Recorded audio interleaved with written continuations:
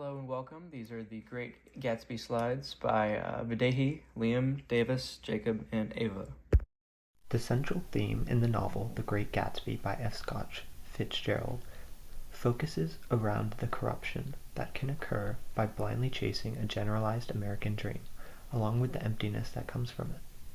This is shown many times throughout the novel, including through symbolism like color, geography, and characters.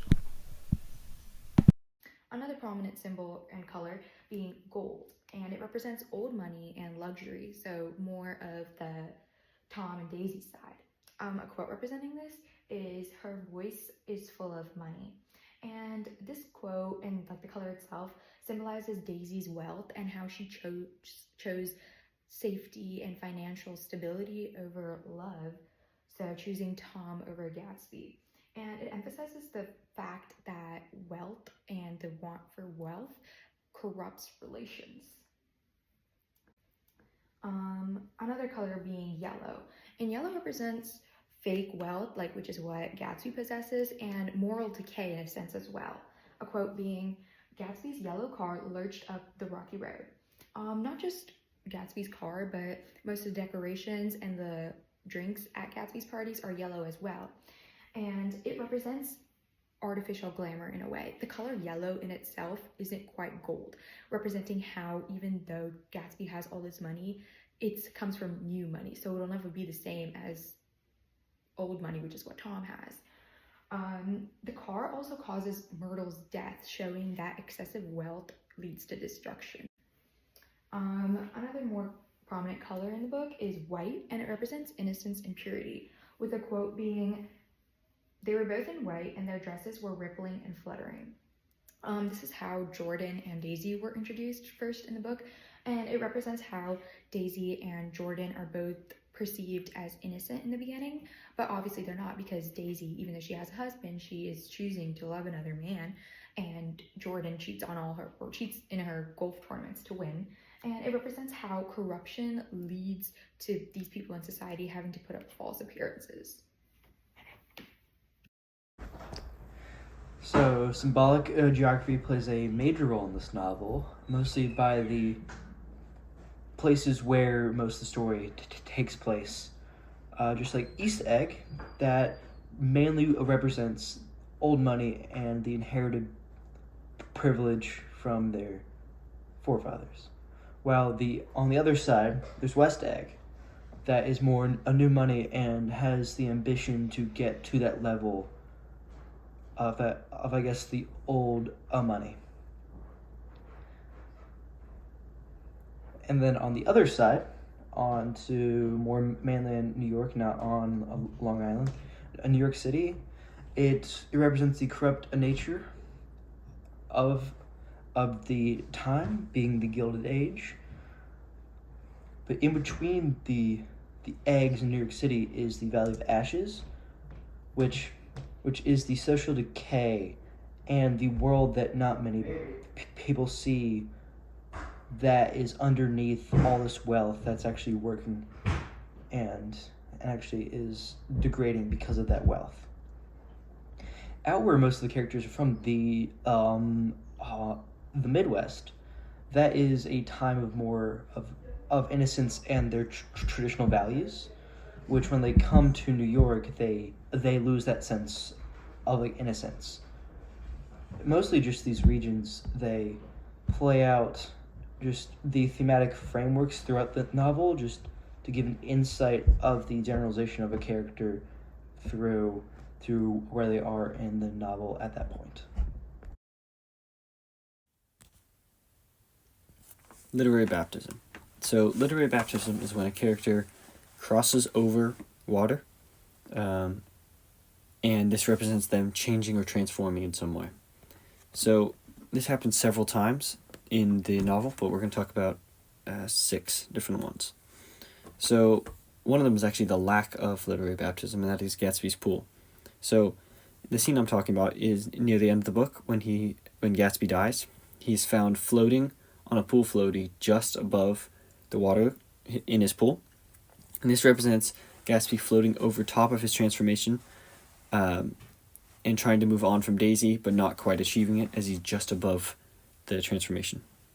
This supports the theme by showing how the corrupting influence of money and greed prevents people of him expressing his love to her.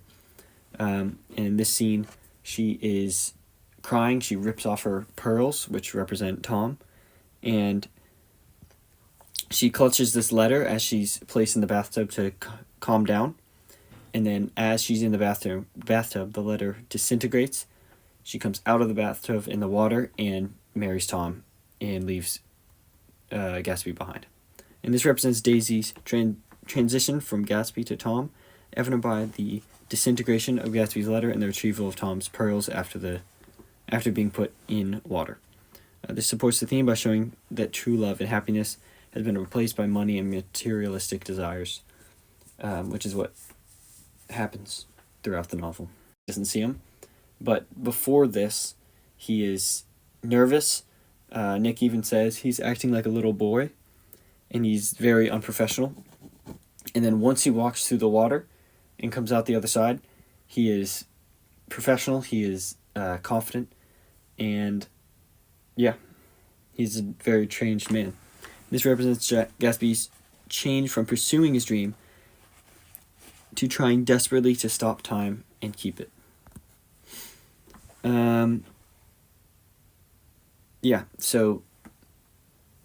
So this supports the theme by showcasing Gatsby's initial dream of Daisy being washed away in the rain as he confronts the normality of her, evident by the awkwardness. And this is the awkwardness after he goes through the water.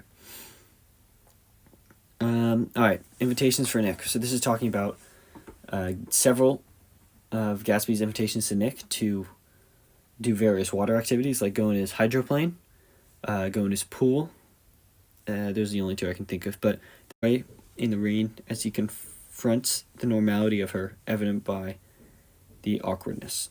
And this is the awkwardness after he goes through the water. Alright, invitations for Nick. So this is talking about several of Gatsby's invitations to Nick to do various water activities, like go in his hydroplane, go in his pool. Those are the only two I can think of. But this represents Gatsby's attempt to change Nick into a West Egg man. Because remember, before this, Nick is kind of an East Egg man, but not really. Like, he knows friends in East Egg, but he's not really wealthy at all. So this supports the theme by showing Gatsby's several attempts to baptize Nick and assimilate him into West Egg society. This represents the corrupting power that the American dream has and how it pulls people away from true happiness.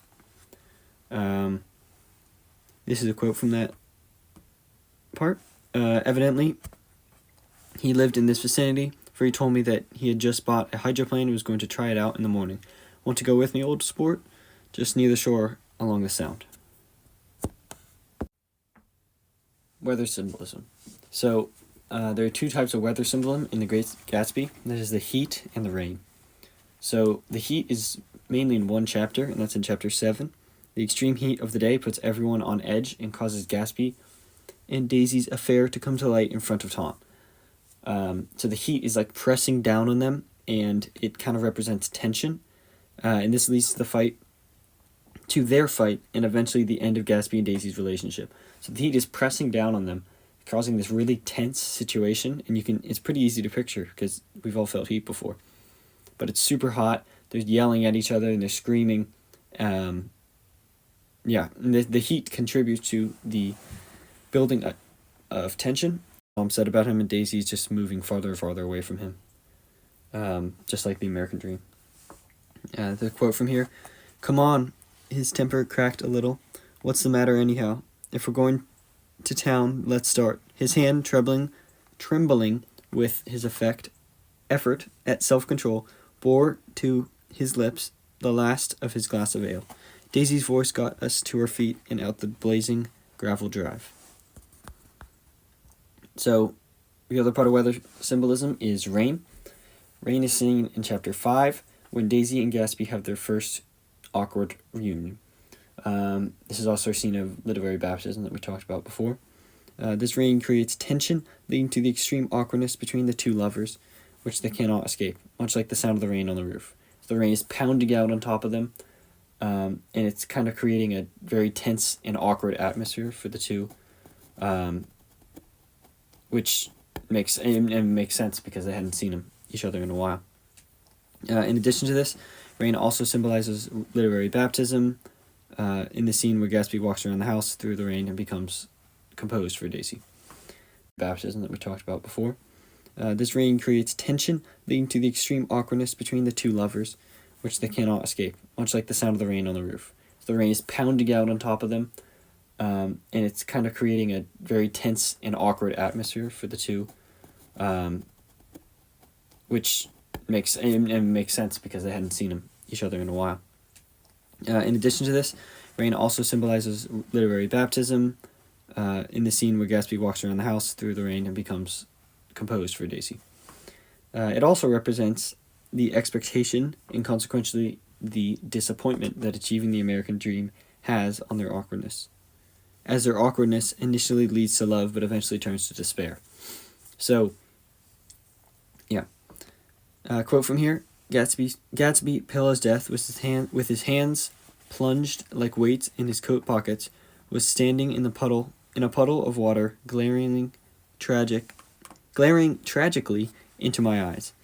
With his hands still in his coat pockets, he stalked by me into the hall, turned sharply as if he were on a wire, and disappeared into the living room. So, characterization as a tool. The first character is Gatsby. He embodies the American dream, so things like money, wealth, and power. And he also shows the corruption side of the American dream. Daisy embodies the golden girl, or the person that every woman wants to be at this time. She has a rich husband. She is a part of the wealthy class. And she also is corrupted by the money and, all the expectations from everyone. Tom is the man that everybody wants to be at this time. He comes from old money, is still corrupted, but still lives the ideal dream. Nick very much embodies the corruption of the American dream. So before he met Gatsby, he wasn't really set on money and wealth and all that, but after Gatsby, that was his only goal, to make money and become closer with Gatsby. Myrtle can, symbolize climbing the social classes. She uses Tom to do this, and her overall goal is to join the elite class. Then George Wilson shows, the hard work it takes to get to the American dream, but he also shows the harsh realities that can come with that. So things like, Myrtle getting killed and then always just living in the Valley of Ashes. Is an important part of shaping Great Gatsby because it allows the readers to get a perspective of both West Egg and East Egg. Through Nick's relations with Gatsby, there's the perspective of the West Egg, and through relations with Daisy and Tom and Jordan, the readers get a perspective of West Egg as well. Nick's judgment is another important part of the book as well because it allows us to see his admiration for Gatsby while showing his disapproval of Tom's actions and Daisy's actions, so essentially guiding the reader's moral dilemmas of which way to go, almost. The point of view reinforces the central idea that the American dream is essentially corrupt, and it also emphasizes the illusion versus reality aspect. Through his point of view, the novel acknowledges that the American dream is actually unattainable, even if it's admirable. All right, synthesis slide. So the most effective tool that was used in this book was the color symbolism. So for example, the color white was used to show purity with Jordan and Daisy, and the color green was used with Gatsby to show the American dream. All right. Three devices like literary baptism / water, symbolic geography, and weather symbolism help to make the overall theme of the story, really reach out to the reader. So, like physical and mental changes, and, dividing out the wealthy class and poor class, and, terms of where they're living. Then the choices that Fitzgerald made helps to communicate the story with the reader, and really just gives them a whole perspective on what the 1920s was like, and different situations in the 1920s, like the American dream, and wealth and the corruption of wealth. One tool that is used greatly in this novel is imagery. One of the best parts about this novel is how you can feel that this is a lived-in world, and you can feel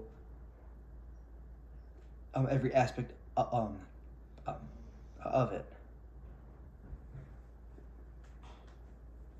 It helps contrast the different locations in the novel by describing maybe the grayness of the Valley of Ashes with the more flamboyant nature of New York City, to show the social class from bottom to the top.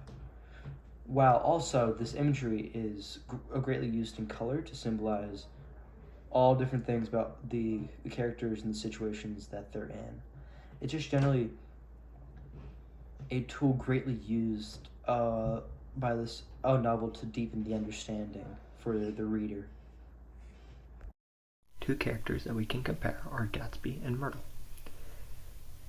While they may seem to be quite different on surface level, they actually have commonality between them. Gatsby is originally seen as someone who's very rich and prestigious, but this view is then later crushed, as he is later described as someone chasing the American dream, which is represented through Daisy. To try and reach this, he has corrupted himself, but this corruption eventually catches up to him and creates his death. On the other hand, Myrtle is part of the working class, and she is trying to reach wealth and prestige, which is her version of the American dream. To do this, she tries to go through Tom, but she eventually is also killed as she tries to get into Gatsby's car, which she believes is Tom's car. Both of these two characters are attempting to achieve the American dream, and are chasing lovers who represent this goal that they seek. They both end up dying due to this chase. While they are quite different individuals and have different traits, they also have this commonality between them, with them both becoming corrupt, with Myrtle cheating and Gatsby bootlegging to try and chase an unobtainable societal dream.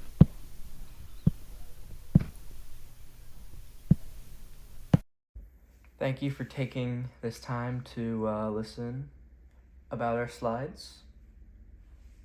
And thank you. Pretty cool.